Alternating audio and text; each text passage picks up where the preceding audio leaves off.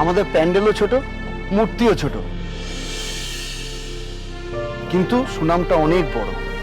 অন্তরের ভক্তিটাই সবচেয়ে বড় কথা।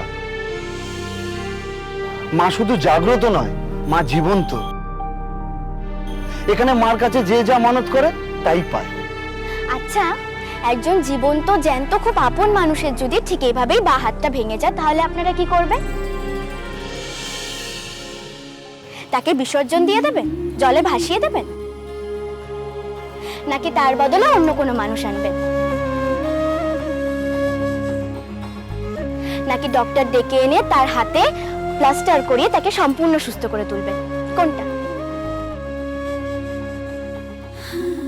দক্ষিণেশ্বরের রাধা গোবিন্দের মূর্তি একবার পা ভেঙে গেছিল। ব্রাহ্মণ রানী রাসমণিকে বিধান দিয়েছিলেন মূর্তি বদল করার জন্য। শ্রী রামকৃষ্ণ পরমহংসদেব কিন্তু রানী রাসমণিকে মূর্তি বিসর্জন দিতে বারণ করেছিলেন। তিনি বলেছিলেন তার যদি কোনো এক জামাইয়ের ঠিক এভাবেই একটা পা ভেঙে যেত, তাহলে তিনি কি বিসর্জন দিয়ে দিতেন?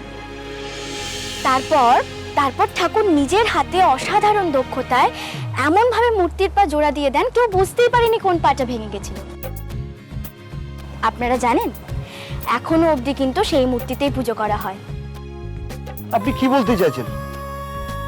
আমাদের মায়ের ডাক্তার তো এসেই গেছেন। আপনারা কোনো কিছু চিন্তা করবেন না, উনি তো আছেন। উনি এমন ভাবে মায়ের হাত জোড়া লাগিয়ে দেবে, আপনারা বুঝতেই পারবেন না।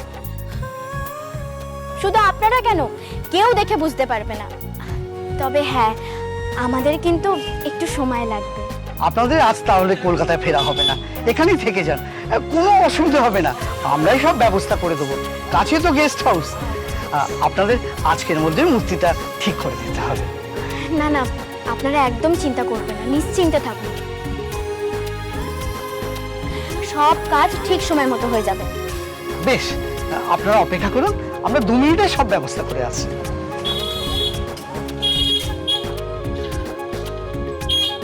তুমি ওদের কমিট তো করে দিলে, পারবে তো?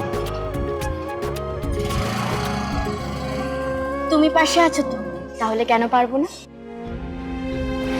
তুমি শুধু বাড়িতে একটা ফোন করে জানিয়ে দাও আজ রাতে আমরা আর বাড়ি ফিরবো না, বারাসাতেই থাকবো।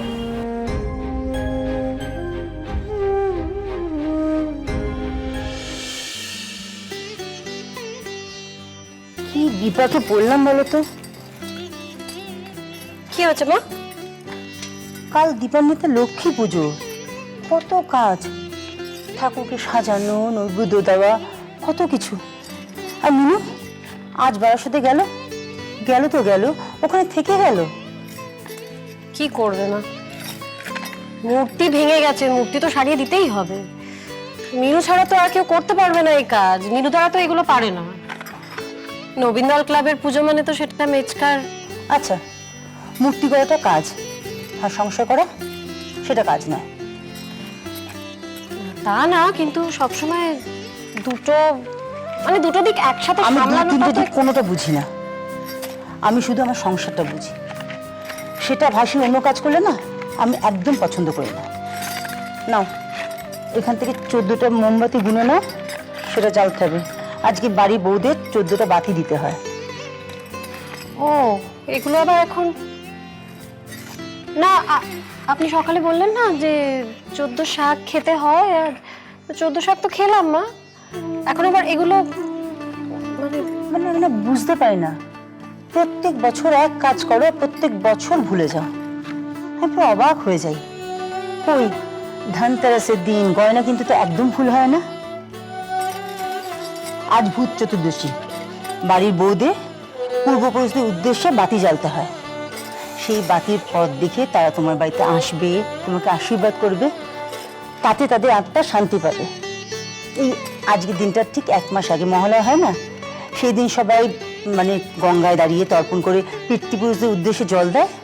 এটা ঠিক তাই, পূর্বপুরুষদের বাতি দেখানো। না চলো, ঠাকুর ঘরে আলো জ্বালবে, তারপর বারান্দায়, তারপর ওখান থেকে ছাদে যাবো। চলো ওঠো, নাও গুনে নাও। মোমবাতি কি হবে? আপনি বললে আমি আরো 4টে হ্যালোজেনের ব্যবস্থা করে দিচ্ছি, আপনার কাজ করতে কোনো অসুবিধা হবে না। না না, আমার মোমবাতি লাগবে, আর আপনাদের এখানে যা আলো আছে তাতে আমাদের কাজ করতে কোনো অসুবিধা হবে না। বেশ, ব্যবস্থা করে দিচ্ছি। আর কিছু না না, আর কিছু লাগবে না। আপনাদের কাছে ছোট্ট একটা অনুরোধ আছে, আপনারা প্লিজ কেউ এখানে থাকবেন না।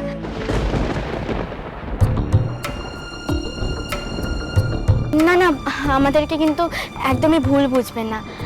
আসলে এটা ঠাকুরের অঙ্গরাগ করার মতোই, খুব মনোযোগ সহকারে কাজটা করতে হয়। অনেকটা ওই দরজা বন্ধ করে জগন্নাথ দেবের মূর্তি নির্মাণ করা। আপনারা মানে আমি জানি যে আপনারা কেউ ডিস্টার্ব করবেন না, তবু না না, ব্যাপারটা হচ্ছে কার কখন মোবাইল বেজে ওঠে। তাছাড়া আমরা কাজ দেখতে দেখতে নিজেদের মধ্যেই কথা বলে ফেলবো। আমরা বরং বাইরে অপেক্ষা করছি, আপনাদের যদি কোনো প্রয়োজন হয় আমাদের ডেকে নেবেন। চলো।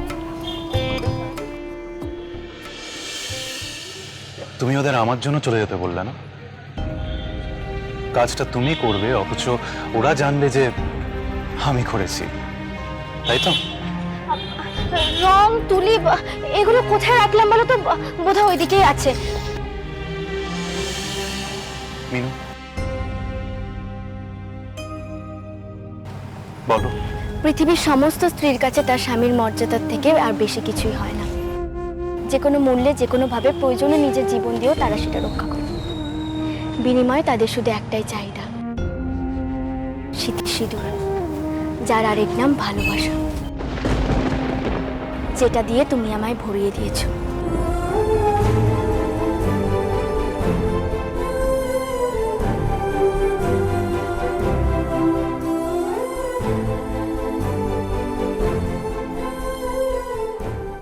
ঠাকুর ঘরে মোমবাতি জ্বালানো হয়ে গেছে মা। আচ্ছা, এবার চলো বারান্দায়, তারপর ছাদে। ঠিক আছে, আপনাকে যেতে হবে না মা, পায়ে ব্যথা তো, কষ্ট হবে, আমি করে দিচ্ছি। পারবে তুমি? হ্যাঁ হ্যাঁ, আপনি দেখুন না, আমি করে দেবো ঠিক করে। আচ্ছা, তুমি দাও, আমি এখানে বসে বসে দেখছি। ঠিক আছে।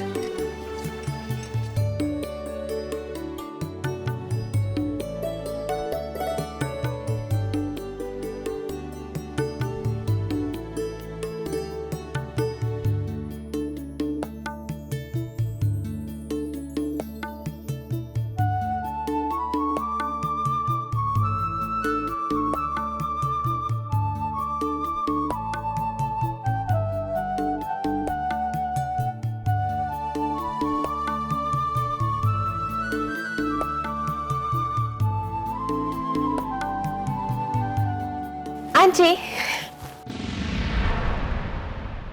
ও মা, জানবি কিন্তু আজ তো সোম মিনু কেউ বাড়িতে নেই গো। এই শয়তান মেয়েটা কি মতলবে এসেছে এখন? এক্ষুনি তাড়াতে হবে একে। কি ব্যাপার জানবি? দাঁড়াও, আমি আসছি। না না, তোমাকে আসতে হবে না, তুমি কাজটা করে তবে এসো। আমি ততক্ষণ ওর সঙ্গে কথা বলছি। আন্টি, সোম আর মিনু মনে হয় বাড়ার সাথে গেছে, তাই না? বাবা, সেটাও জেনে এসেছে। হ্যাঁ গো, ওখানে একটা প্যান্ডেলে ঠাকুরের হাত ভেঙে গেছে। কমিটির লোক কিছুতেই ছাড়ছে না, রাতারাতি ঠিক করে দিতে হবে। ওরা ওখানেই গেছে। তোমার সঙ্গে কোনো কথা হয়নি? হ্যাঁ হয়েছে তো, বাড়ার সাথে গেছে সেটাই তো বললো, কিন্তু বাড়ার সাথে কোথায় গেছে সেটাই তো আমি জানতে পারিনি।